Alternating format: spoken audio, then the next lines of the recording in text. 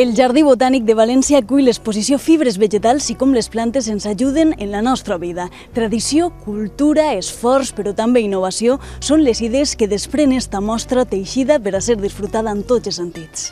Fibres vegetals és una mostra que ens acosta a la botànica, però des del punt de vista més quotidià. Així trobarem les plantes al camp, com es transformen en fibra i com després, passant per la mà de l'home, creem nosaltres objectes que tots coneixerem en el nostre dia a dia, a les nostres cases i al nostre entorn.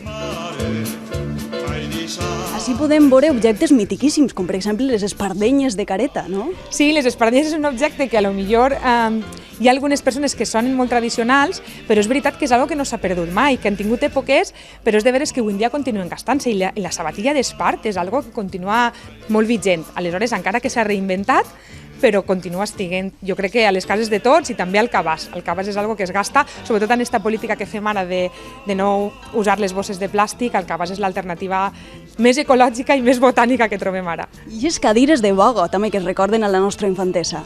Sí, la boga també és una planta que està a la mostra. De fet, fan un recorregut per diferents plantes i la boga és una molt important. I jo crec que la cadira de boga és una peça indispensable a les casetes de l'estiu, a les cases més tradicionals, i també és d'una fibra vegetal.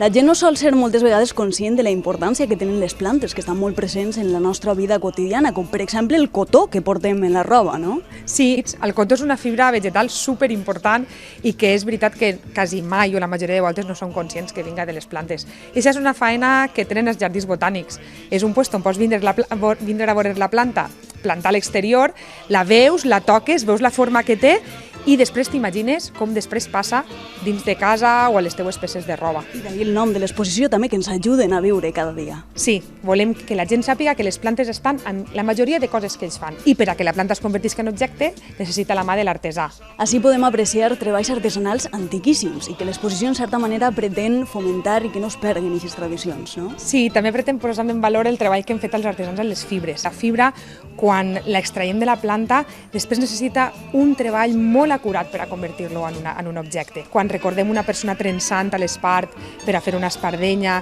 sempre pensem en una persona dedicada, que treballa amb les mans, que li posa molta cura, molta passió. Són oficis que volem que la gent els recorde i que no ens perga. I aquesta tradició i aquest esforç que comentaves també es combina en la innovació, no? Hi ha joves dissenyadors, també artistes, que ara utilitzen avui en dia les fibres vegetals. Sí, la mostra de fibres vegetals té una secció que es diu el taller de l'artista i està dedicat a tots els jovens creadors, que no tenen per què ser jovens, diríem moderns, que al Mediterrani estan treballant també les fibres avui en dia. Aleshores trobarem un muntó de peces que són modernes, són actuals, estan fetes en la visió del segle XXI, però que estan fetes a partir d'aquestes mateixes fibres que donaven faena als artesans que creaven aquests objectes que han quedat mítics. I és que el que avui és innovació, algun dia pot ser que siga tradició. No es perguen esta entranyable mostra així al Jardí Botànic de València, que podran fer-ho fins al 25 d'octubre.